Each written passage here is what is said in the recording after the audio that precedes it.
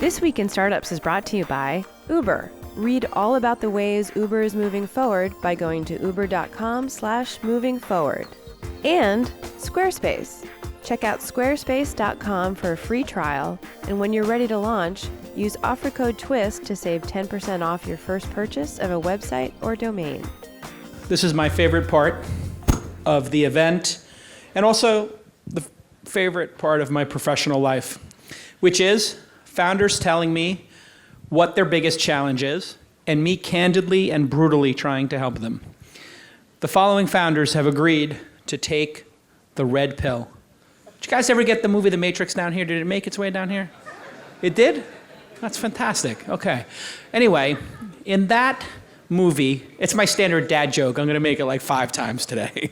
In that movie, people who decided to see the objective reality of how incredibly hard and fucked up startups are were rewarded with the truth and being able to solve their problems. So this is going to be candid, it's going to be blunt, and they're going to have 1 minute to present what they're working on, and then ask me or tell us what their biggest 2 challenges are. Okay?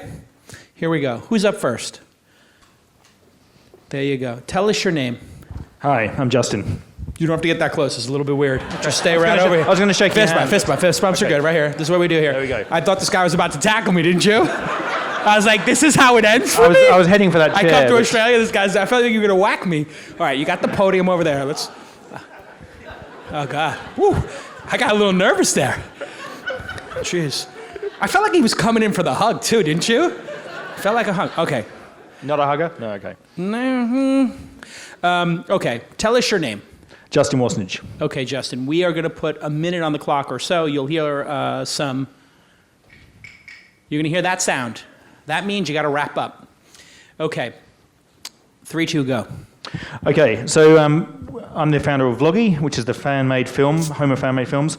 It's a platform that makes it really easy for organizations to source, brand, and license user-generated video content. How we did this was basically we turned video production on its head and made a decentralized video production model that basically chops down production of videos into 10-second chunks that anybody can do, human annotate, and then the customer can actually then assemble any of those together, apply their branding, and license it.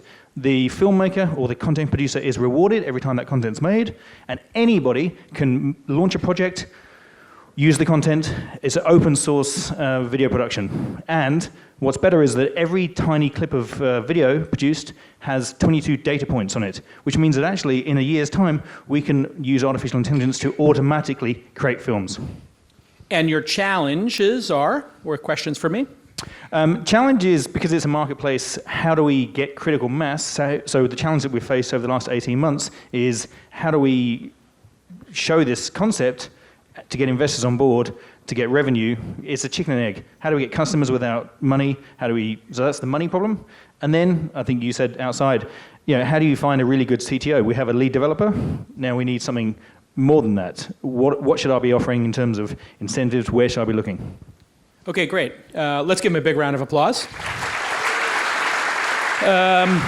So you've identified a problem, I think, which is people want user-generated video, but it's expensive and confusing and time-consuming for brands? For anybody, because people need hours and hours of video, the really niche content. Got it. So I think you're on the start of a journey, and you know there's something over here. And so you're experimenting. How long have you been at this? 18 months. Okay, that's a long time. How long has the product been in market? About a month. Okay, great. So you're experimenting with this first marketplace. Marketplaces are extremely hard because sometimes they're 2-sided or 3-sided, which means as a founder, you got to get drivers, and they got to find people who need rides, or you need to find Airbnbs and rooms for rent, and then you got to find people who want to rent them. And you're constantly trying to get this flywheel going. In your case, you're doing a crazy experiment and trying to make something completely new and get a marketplace going. We all know people need rides. That's an established market. So the only behavior you have to change if you're Uber, or the only change you have to change if you're Airbnb is convincing people, yeah, you can get in this Toyota Prius that you don't know the driver of, and it's their personal car, and it's not a yellow cab. That was the hurdle they had to pass. And then Airbnb had to convince you that it was safe to stay on a stranger's extra bedroom. Those are two pretty big hurdles, but they made it. You are trying to solve the problem of user-generated content for brands or anybody, and they need it, and to shoot it, and create a marketplace. That's too many problems to solve in my mind. So I would step back for a second, and before you make the marketplace for user-generated video, how about just solving the problem of helping people who are brands create user-generated content, right? One person, one core group of people. And the reason I say this is because when Uber came out in the United States, they only went after the high-end market. The highest sliver, which was Lincoln Town cars, what we call in the States black cars, the really fancy ones that are really expensive. Then they created UberX. Then they created Uber Pool. Now they're doing bicycles, and eventually they'll do scooters, and then, yeah, they'll hold your hand while you walk across town. They're going all the way. So for you, I have a startup in the United States called B-Roll. Are you aware of this company? No, it rings a small bell, but it's going to be heartbreaking for you when you see it because it's your exact idea. So I might give you the hug after but I've already invested in a company doing something similar. I'll explain to you what they're doing.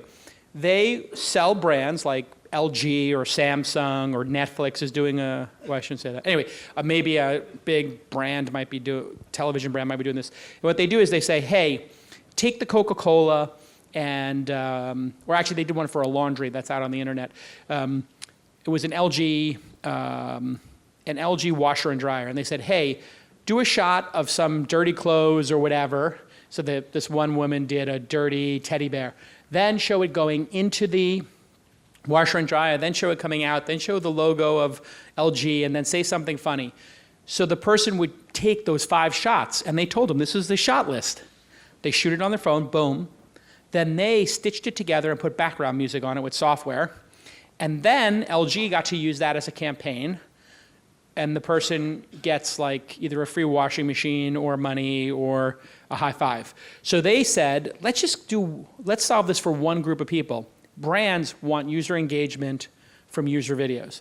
And someday they might do a marketplace, but they've got to convince brands and consumers and teach them. So I think you may have jumped the fence and went too far. So my advice would be step back, figure out what the best use case is, and just solve that until you get critical mass and a repeatable process. But I think you're onto something, and it could be important, and definitely take a look at B-Roll. Let's give him a big round of applause. Good job. You want to give me the hug? I kind of feel like we should hug. No, I'm going to give you a card as well. Oh, thank you. That was a little bit awkward, but we got it done. It was a little bit longer than I thought it would be. All right. Thanks, Justin. Hey, everybody. Let's talk for a minute about safety and responsibility and technology startups owning safety and security and using technology to keep drivers and riders safe. Well, as you know, I love Uber, and Uber is moving forward, and I love what I'm seeing out of this company that has done such a great job spreading point-to-point affordable transportation to everybody. And Uber has just created a safety center. You may have seen it in the app. It is amazing. In the safety center, you can designate up to 5 family and friends as your trusted contacts. And that means you can set up reminders to share your trip with them so they know exactly where you are, when you're getting home, when you got picked up, and they can see you on the map and know when you've arrived. Think about this with your kids, with your loved ones, your spouse, your girlfriend, your boyfriend, whatever it is, and even business meetings. And Uber's updated app makes it easy for you to verify the details of your ride and your driver's name, his car or her car, the license, and all of that. I even saw that my driver speaks Hindi the other day. And obviously you can see their name, their rating, how many rides they've done. Uber's being super transparent, and they're super focused on making the service safer and more delightful. These are just excellent steps taken by Uber, and I am thrilled about it as an Uber power user and an investor. So You can read about all the ways Uber is moving forward. Go DK and the team. You just go to uber.com/moving forward. Uber.com/moving forward. Thank you so much to the team at Uber for focusing on safety and security and just making that app effortlessly efficient with the new safety center. Good stuff, huh? Everybody go check out your Uber app and visit uber.com/moving forward. Congratulations to the team over there. You've done an incredible job, and I'm very proud to be an early and still a long investor in Uber. Okay, let's get back to this amazing program. Tell us your name. Let's just do a virtual fist bump here. Fist bump over here. You stay over there, yeah. Good, boom, okay. So we'll establish that you're not going to tackle me. What's your name?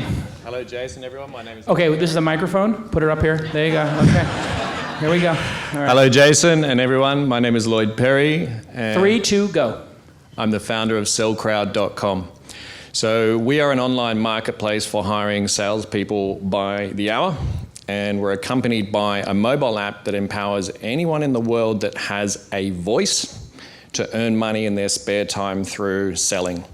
So basically at the moment we help lots of startups that cannot afford the average salesperson wage of $7,000 a month in Australia to start growing their sales and not get stuck in the founder-led sales, which has mixed results. So we work with lots of startups, lots of small companies, and we help them hire high-quality salespeople by the hour and grow their sales early and fast. What's your biggest challenge? What's your question for me? Our biggest challenge at the moment is the classic marketplace challenge. So we're growing at about 3 to 5 salespeople per day. I would like that to be much, much more. And we have this de facto thing happening at the moment where clients think that we're responsible for their sales, but we're a marketplace for hiring salespeople. So we sort of have to take responsibility for that, but we also have to push it onto the salesperson and the client. Those are kind of our two biggest challenges. Okay, sales as a service is essentially what you're doing. If I want to have 5 salespeople selling my enterprise software, if the marketplace for video that we just saw wanted to have a salesperson next week hit the ground running, selling into brands or publications this service, you could do that. Yes. And so this is an interesting business idea. I always advise founders to not outsource sales for their startups because sales equals research and it equals the truth. The salespeople are on the front line and they get you what's called ground truth. The generals are up on the hill, they see the battle, but they don't see what's going on in the trenches. You want ground truth, and I always tell people take the salesperson's salary of, you're saying $7,000 a month, which is $84,000 a year here. People are well paid for sales here apparently. That's a tremendous salary, but being a salesperson can be arduous at times, so I get it. And just cut that sales salary in half. $42,000 towards research and product development, $42,000 towards actual sales. And that's how you should look at it. And you should have that salesperson coming to the product team and saying, here are the objections. Here's what's wrong with the product. So I'm a bit concerned about your business in that the companies that are going to come to you will be negative signal companies, people who don't have great products, who can't sell, and who want to outsource to you selling horrible products. Yeah. And the people who have great products will get funding, will have traction, and will be able to hire the elite salespeople, right? So there's a little bit of a problem for you, and I don't have exactly the solution, but are you experiencing this already? That how do you deal with 100%. People who have bad products and ask you to sell a terrible product? Yeah, they're fun to deal with. So we're trying to help those businesses as much as we can, but the sweet spot for us is a company that's funded and they want to grow fast and they want to hire top sales talent fast. In that case, we're more like a try before you buy platform. So if you come to me and you find a really, really good salesperson, like Lloyd, I really, really like Sebastian, can I just hire him full time? And I say, yes, just pay me a recruitment fee. And what's the recruitment fee? I'm curious. We're putting it now at 10% of salary. Too cheap, should be 20. So let's fix that immediately. Done. I'd be happy with that. Crazy because basically it should be 2 months of salary. Yeah, so, we're giving them 3. a proven performer at that point. So here's one thing I would like you to think about. you're obviously an expert at sales, or you wouldn't start this business. You were from the sales team? Yes. You were always the top performer, weren't you? Yeah, right up there. Yeah, exactly. I know. So I think you're selling yourself short. What I would do is, instead of targeting the people who are dipshits who can't sell their product because it sucks, I would go up to the people. Am I allowed to curse here? Yes. All right, fuck it. I'm going to curse a little more. This is I don't know. Everybody's going, ooh, ah, when they say dipshit. Anyway, there's these dipshit companies who, I thought you guys, wasn't this a penal colony first? Like, aren't we, it's okay for me to, can't curse in Australia? Come on. Started H2, great. So anyway, I would say, forget about those companies. When they call you, say, listen, I would love to give you our services, but you have to buy first our candid sales tune-up about why your product is terrible. Yeah. And that's going to cost double, so that they don't engage with you unless they become massively profitable, right? You got to get rid of those people by doubling your price for them. So say, listen, your product is really going to be hard to sell, so you need to look at us as sales research. We're a research department to tell you what to fix in your product. Yeah. That will shake free half of them, or 90% of them will say no, and the ones who say yes will become profitable. Then you need to develop a product for the top half, which is different than renting a salesperson. You're selling yourself short. I would sell your service as, we will create a kick-ass sales team for you. I like that business more. Yeah. So we will teach you, the founder, how to set up SDRs, set up a sales process, build the materials, and here's how we charge. We have a repeatable process. You have to commit to 6 months. You have to pay for 3 months in advance. We'll charge you the next 3 months in advance. And then B, for elite people, say, we're not going to replace your sales team. We're going to teach you how to build one, augment it, and we're going to filter people who are right for the job and get paid up front, and not as a marketplace, but more as a consulting business. And this consulting business will print money. Yeah. It's going to print money for you. Then what you do is, you say, when you see one of them is a great business, you say, hey, we'd like to continue on with you for the next 6 months. Obviously, I think we've done a good job. Can we invest $100,000 in the next round of financing, or can we get equity as advisors and get a piece of equity, get 50 basis points, and then build up with those top 20 companies a year, 50 basis points. Now you own essentially 10% of whatever the next great startup is, right? So imagine you had 50 basis points in Atlassian or Canva for setting up their first sales team. Yeah. It'd be yum for you. Yeah, that is where we're going now, is like giving SDR, AE, the whole building a virtual sales team rather than just one salesperson. And teaching here the or there. sales, and teaching the CEO how to build a sales team. Yeah. Because a lot of times they don't know, they haven't done it. Yeah. And then really your clients are going to be venture capitalists and investors. You need to bond with those people and say, you invested in a company that have zero sales, we can come in and for $150,000 build this entire thing and save $150,000 in mistakes. Yeah. And for them having to come back for you and asking for another $1 million. Tell me your name is Lloyd? Lloyd. This is a great business. You got a VIP ticket or something, or no? No. All right, get this kid a VIP ticket and have him come to dinner. I want to talk to him a little bit more about his business. Okay, JD? All right, let's give him a big round of applause. He just got upgraded. This bum. I thought he might have been coming in for the hug.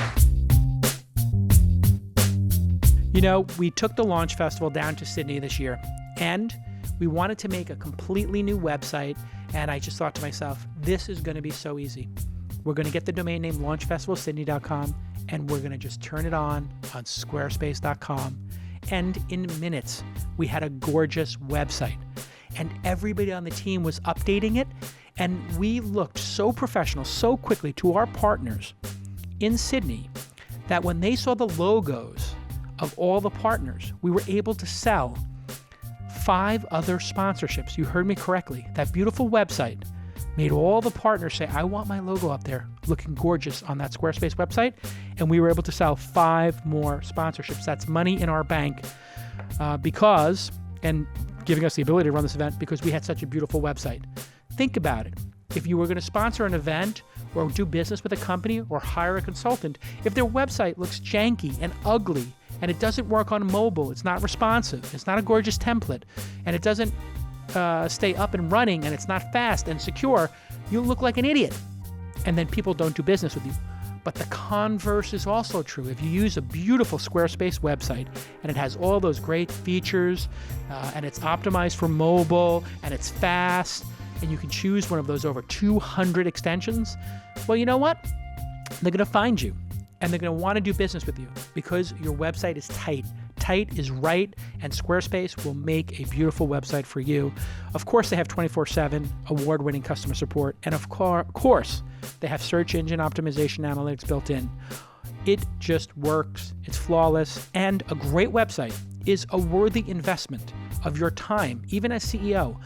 Even as the co-founder, you need to go look at your website right now and think to yourself, if I didn't know this company, I landed on this page through an email link or a tweet or a Facebook posting or randomly through a Google search, would you be impressed? If you're not impressed, you're doing it wrong and you're losing customers. Go to squarespace.com for a free trial and use the offer code TWIST when you're ready to launch, and they'll give you 10% off your first purchase of a website or domain. Thanks again to my friends at Squarespace. It is an invaluable tool. We love it. Go check out Launch Festival Sydney. You'll see a beautiful website. Boom. Go check out angel.university, founder.university, jasonsyndicate.com. I could go on and on about all the different websites we've created, but I would run out of time and we got to get back to this amazing episode. So thanks again, Squarespace. Use that offer code TWIST, get that 10% off. I know you don't need the 10% off, but use it so they know.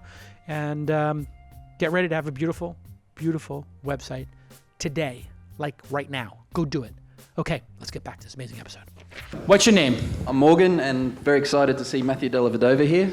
Is he still here? Or He said he's going to spend the day. So he didn't say this when he was up here. There is nothing he loves more than taking selfies. And also, he loves recording your outgoing message on your voicemail. So go ahead and ask him to do those two things for you when you see him. He loves it. Tell him Jason sent you. I made my under-18 New South Wales state team, and he made the NBA, so I think we're about on par. All right, let's not use up your whole time here, same okay? Sort of level. What's your name again? I'm Morgan McCarthy, and the company is Screen Dopamine. 3, 2, go. So I believe we're starting to become digitally fatigued. For the first time in history, the internet's a great thing, but the first time we're sharing less, we're engaging less online, and it's starting to become a big problem for some of the big players and businesses everywhere. For that reason, I believe your attention, my attention, and the attention of everyone in this room is grossly undervalued, and that time is the currency of this century. And for every business or startup, getting people's attention is a vital component to growth. So our solution is essentially an attention marketplace. On one side, we have ordinary people willing to give us their time and attention, and who tell us they love earning rewards, they love supporting Australian businesses, they love seeing new stuff, and they love having talking points amongst their social circles. On the other side, we have all types of businesses that have thousands of objectives and hundreds of things that they want to do, and we're providing the place in which they all come together. We provide the genuine engagement between the two, we verify the attention has occurred, and more importantly, we're really trying to create a world with no interrupting advertising. 99% of all advertising is completely wasted. Businesses need attention to grow, and true engagement is not just a click or a like, it's a deeper, much more authentic engagement. Stop. That was it? No. You're doing a terrible job. Nobody understands what you do. Okay. So you're reading from a script. Tell us exactly, in plain English, what you're doing. You get brands to pay influencers to post on Instagram? That's my best guess. Okay, so sorry. So we have a website, and on one side we have people that spend time learning about your business. They watch your videos, they engage with your website, they talk to you, they give you feedback. Okay, so you got a focus group. You got people with time on their hands. 100%. Give me an example of a company that has bought their time. Does this exist in the real world? Sure. So Hegs Pegs Australia, I don't know if you know, they essentially reinvented the clothes peg. When they first came out, before they were in Coles or Woolies or anywhere like that, they put a video ad on our platform and showed thousands and thousands of mums across Australia how their peg actually worked. Wait, what is a peg? It's called a Heg Peg. It's a peg, and they reinvented the peg, and they put little hooks on the outside. Got it. So they could. It's a clothes hook. Yep. So these people made a clothes hook. They had mommy bloggers and influencers look at it and then share it on social media. 100%. They put a video up. And you charged how much for that? We charge 60 cents for a completed engagement. And the reason why we do it is we want to come under what the Google AdWords click is. What is your What is your biggest challenge? Our base challenge is, do we try and dominate Australia first, or do we just take it global and sink or swim? Okay, so number one, reading from a script like this, terrible idea. Always speak from your heart as a founder and say it in plain English. Because we're sitting here and everybody's like, oh my God, it's so awkward. He's reading a script like a robot, and this is what we're doing, and here it is. Oh, I forgot the script. Let me read another sentence. I'm giving you a hard time. You said you wanted to come up here, but get rid of that script. Always speak from your heart. Hi, I'm Jason. I am from Green Dopamine. Yep. We are a platform that takes individuals and presents them with new products. And if they like those products, they engage with it on social media. You know, like it, retweet it, that kind of stuff. We've had 17 brands go through the platform, and for less than the cost of a Google click, they are now getting social engagement. And we ask each of those people to fill out a confidential survey and give feedback to the brands. So not only are they getting engagement on social media, which they love, but they're also getting some product feedback from their actual customers. And 75% of our customers come back and do a second campaign. We've only been doing this for 6 months. That's the way to pitch it. Just plain English. Plain English. There's going to be some challenges with your business. I've heard this idea a number of times. There was a company in America called Pay Per Post, which then became, I think, IZEA or something. Just a horrible company. Like, people, and then there was another one where it was called Buzz Agents, I believe, in the States. And they actually paid people to serve their friends sausages at a barbecue covertly, share it on social media, and you would go over to your friend's house and they'd be like, hey, what do you think of these apple sausages? Pretty good, huh? And you'd be like, yeah, I guess, thanks for cooking me sausages. And they'd be like, yeah, so what do you think? And it's like, oh my God, this is horrible. This is like you guys got this Black Mirror here? You got the Netflix? It's like a Black Mirror episode. Like, we're all selling to our friends covertly and they don't know that they're being in a commercial. And that company wound up getting investigated by our Federal Trade Commission because this was covert marketing. It's against the law to do this. And the best scam they had was they took like Sony cameras or something, and they had people go into the street and say, hey, oh no, we're on vacation. Can you take a picture of us at the Opera House? And here's my camera. And the person with the camera said, yeah, that's my Sony DX100 camera with wide angle. Can you hit the wide angle button? Because that will give a full panoramic of both the bridge in 4K. And the person's like, oh, what the fuck's going on here? You asked me to take a picture, now I gotta sit through a product thing? It was awesome and illegal. So I'm not saying yours is, but definitely not us. So it all happens within the platform. But the one issue you're going to have is that this kind of marketing feels a little bit smarmy, a little bit like, and then the people you have who are willing to do it, they may or may not be great customers. You kind of get people who have free time, who want to do this stuff, and it feels like a click farm. So I think I'm concerned about classing it up and making it awesome. So in terms of going global, one of the problems you're going to have is every region is going to have different laws around this. And I would just be a little concerned about the legality and the smarmy kind of nature of paying people to present them with stuff. So figure out a way to class it up, which I think can be done with a survey. So it's if you choose to engage with the business's campaign, you get a small reward for the time that you take. So it's not about what's sharing. The reward? So it's not. It's at Okay. the moment. Paying directly. What's the reward? It's 20 SD credits, which is 20 cents per minute that you spend engaging with this business. There's no obligation to share 20 it. cents, There's yeah. no obligation to do it. So Yeah. we worked it out pro rata at $12 an hour for your spare time. Got it. I'm not sure if it's a good idea or not. I'll tell you, I'll cut to the chase here. The way I'd evaluate it as an investor would be, I would look at the brands that you're engaging, and I would ask them, without you in the room, why are you doing this? And what would that brand say when you weren't in the room and I asked them, why exactly are you spending money on this? What's the most somebody spent with you in a single campaign or to date? $1,100. Perfect. So if I asked that $1,100 person, truth be told, why did you do this? He's not in the room. What was the idea here behind the spend? What do you think, candidly, they would say? I would say we had this new offer, and it's an offer that translated really well on video, and it was just a new marketing channel that we thought we'd try and just see if we could get some So attention. they wanted to get customers. 100%. Got it. Because attention doesn't really mean anything if you don't get the customers. So they're actually making them watch a commercial in the hopes of converting them. Yep. And they're paying there for their time. Or they were deciding what to call their startup, and they surveyed 1,000 people in the demographic that they wanted to. So that's a better idea, I think. So paying to just watch it versus paying to watch it and get some data points. Yep. I think then it goes into this market research, candidness, and super value, and I think you could charge much more than 20 cents a minute. I think you could charge $10 per respondent. And that's where we're struggling. On one side we have the pure advertising, on the other side we have the market research, but it's Go nice to have both at the moment. Yeah. So I don't know which way it's going to go. I would go with the one that you're most proud to tell your mom you're doing. Okay. Let's give him a big round of applause. Thank you. Okay, let's do one or two more. You do one or two more? Two more? Okay, sounds good. Hey, tell us your name. Hey. Tim, nice to meet you. You have a minute. Go. Hi everyone. My name's Timothy McKay and I'm the founder of OK Ready. We've developed a mentorship matching platform that helps connect students with professionals and companies and provides our enterprise customers with the ability to quickly scale internal mentoring platforms with data points. Okay, not a bad pitch. Give us an example. So one of the most important things when you explain what your business is to give an illustrative, detailed example. What's an example? Give us the name of a customer or make it up, a name of an apprenticeship that occurred and what the outcome was.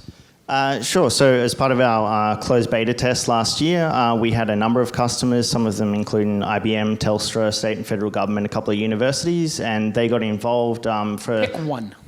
IBM? The one that's the best. Sure. IBM. So we engaged with their local branch from Canberra, and as part of that, we engaged with their staff. As part of the trial program, they were able to engage with some emerging talent from the local university sector. What type of talent? Get more specific. Sure. What title, what job, what person? Give me a specific person. From IBM? No, the talent side. Sure. So we started out in the STEM space, science, technology, engineering, and mathematics, particularly around, it was actually a combination of first years that were just starting to go in, as well as final years that were looking for employment. Now you notice how this gets more interesting the more specific he gets, because he's like, okay, now it's a STEM person, it's IBM, and it's first year, right? This is getting good. So give me an example specifically about a specific person they recruited through your platform. Sure. First year STEM student studying computer science, particular interest in environmental studies as well. Wanted to learn more about what was going on in the local branch because that's where they were looking to stay after they graduated. And they were able to talk to the local staff members about what they were working on, what they were investing in, what they were looking for from the local hiring perspective. And then they've been able to continue in what we call a flash mentoring perspective where they casually meet for coffee and those types of things. Okay, so now it's getting better. Now we got an environmental student. It's more texture for us to think about, who is in STEM, who met with a local person. You didn't say who that local person was. That would make it even more rich. So who was the mentor at IBM, and what was that mentor's experience?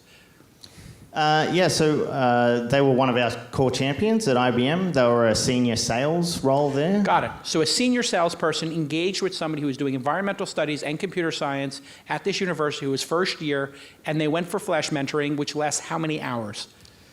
We're not prescriptive with that.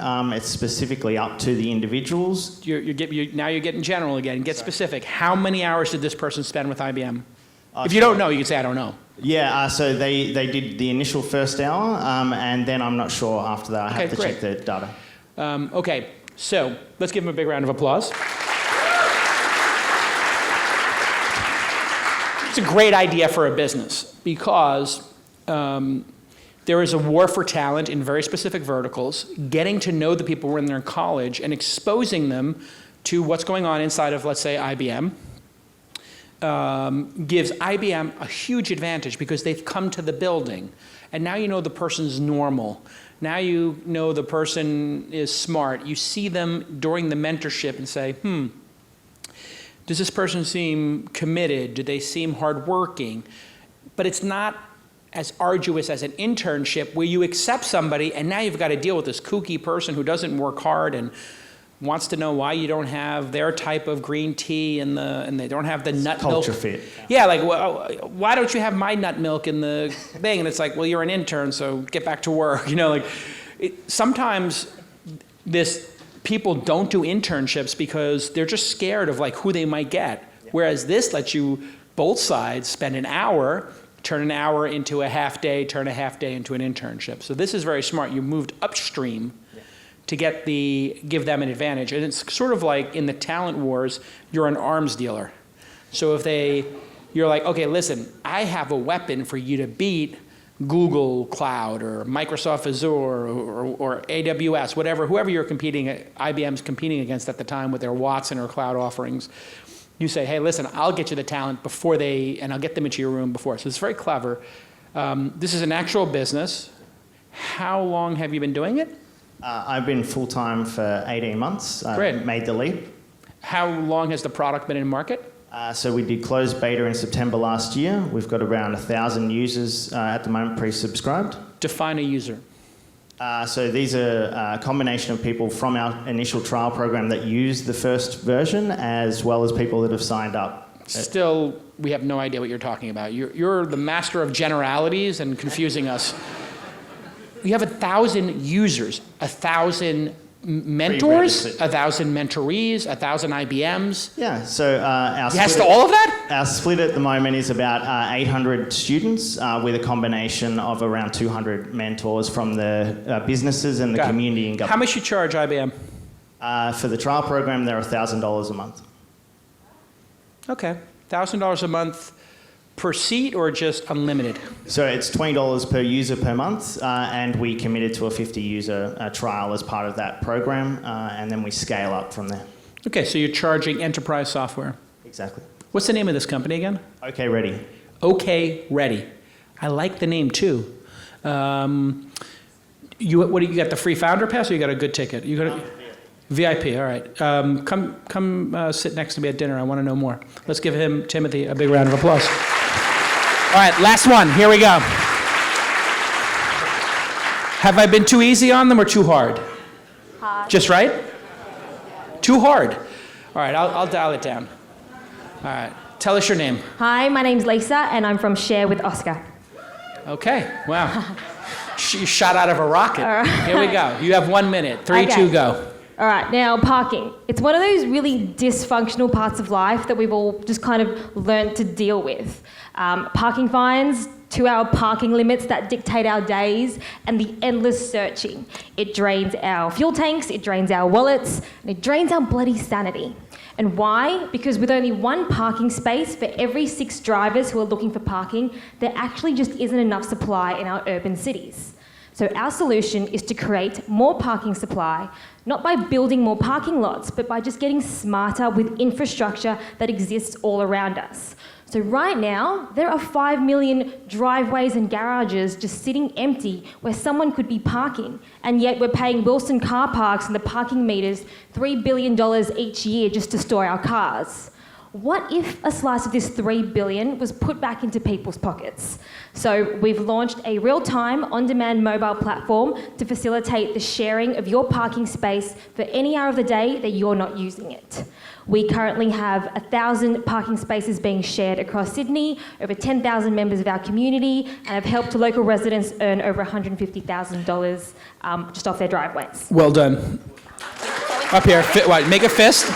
I'll show you. And then you hit the sides right here. All right. Boom. That's new. Okay. All right. Best presenter so far, hands down. Give her a big round of applause, for sure. Got a lady out here to show them how it's done. I mean, that was super clear, super detailed, super rich. She presented the problem and super efficient. She did it in like a minute. She even got traction in there. Very well done.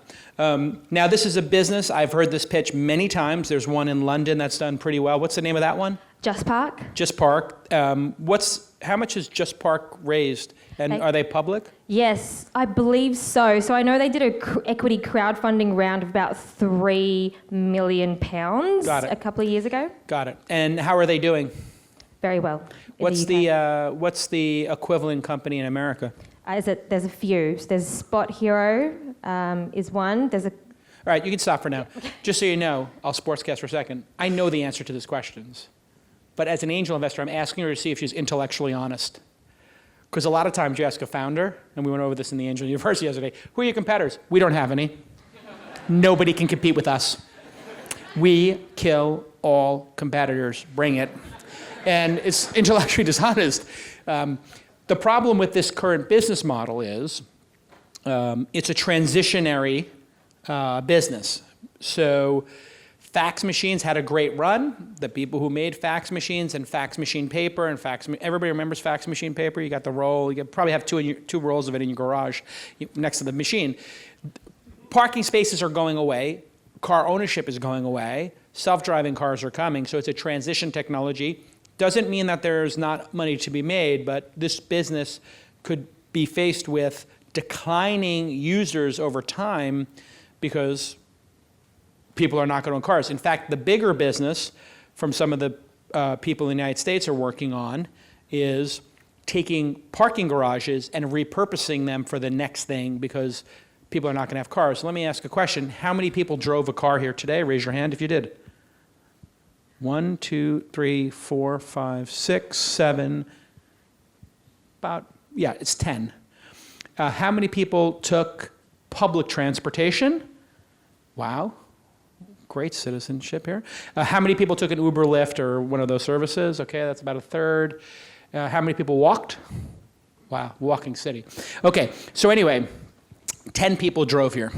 And I didn't say this to, there are I know that this may not be the area where houses are for parking, but the point is car ownership is going away, it's declining, so this might be an interesting business for you, but with that in mind, I'll ask you one question, which is, since it's declining, what are you going to do with this business if you do get to scale and then you spend all this money in 5 years and then you watch it start ticking away? Yeah. Well, firstly, as you mentioned, there are lots of apartment blocks or at least businesses thinking about repurposing those parking spaces. And so that is something in the business that we would like to participate in. The other thing What's your vision for that? How will you participate? You don't own those parking spaces.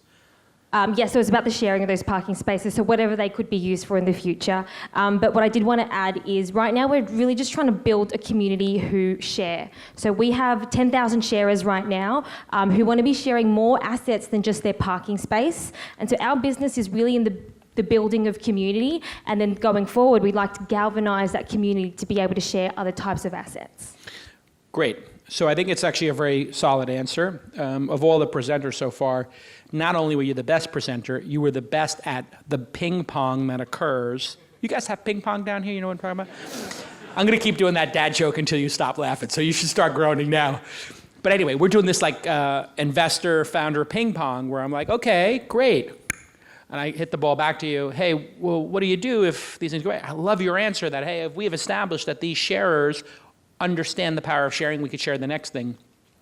Because maybe there's more value in this garage. Garage? Did I get it? I'm close? Garage?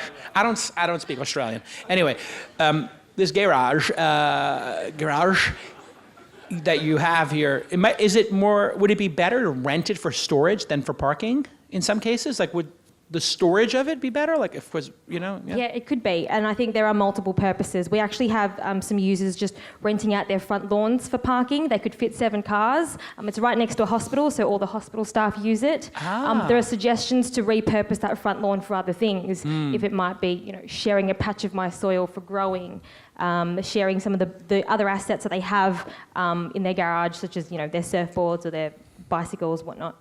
Yeah, so see, this is where I think taking spaces. There's another company in the US we have called Breather. Are you aware of that one? Breather. So what Breather is doing is they're taking non-traditional spaces. Let's say I had a loft, and the loft had like an extra area that was sort of like a conference room. I could rent it out for $25 an hour as a conference room, as a co-working space if people were in town and wanted to use an office for 30 days or for 30 minutes, whatever it is. So I would encourage you to get this beachhead like you have in parking and then move on to the next one and keep diversifying the business, because my fear for you is that venture capitalists are looking for big visions, and as presented, it feels like a business that's situated on the Titanic, which is like, this is sinking. I don't want to be involved in it. And that is the kiss of death with downstream investors. You may grab some angels, and you may already have angels in your business, but I predict you will hit the issue I described very hard when you get to venture capitalists. And they'll love you, they'll love your vision, you're a great presenter, great at answering the questions, you're obviously very smart and motivated, all those check boxes. But expand the vision to we optimize space. What's the name of the company? Share with Oscar. Share with Oscar. Who's yeah. Oscar? That's a very good question that we get asked all the time. The whole idea actually came about when I was trying to find parking at Bondi Beach, and I actually ended up pulling into someone's driveway, knocking on their door and asking to pay $20 to park for the day. And so he is our friendly sharer. He's the persona for our community. I understand. Great. Yeah, so either call it Share or Oscar. Yeah. Yep, Share by Oscar, too long. Pick one. Oscar's a good name for a company. I like it. Let's give her a big round of applause. Oh, and you got the free pass. Can we get her a VIP pass and then bring her to dinner the next 2 nights? Very good. Thank you. All right, fuck it. You know what? Anybody who came up to present, give them a VIP pass. I'll be fair to everybody. All right. This concludes Startups Being Brutalized with Jason.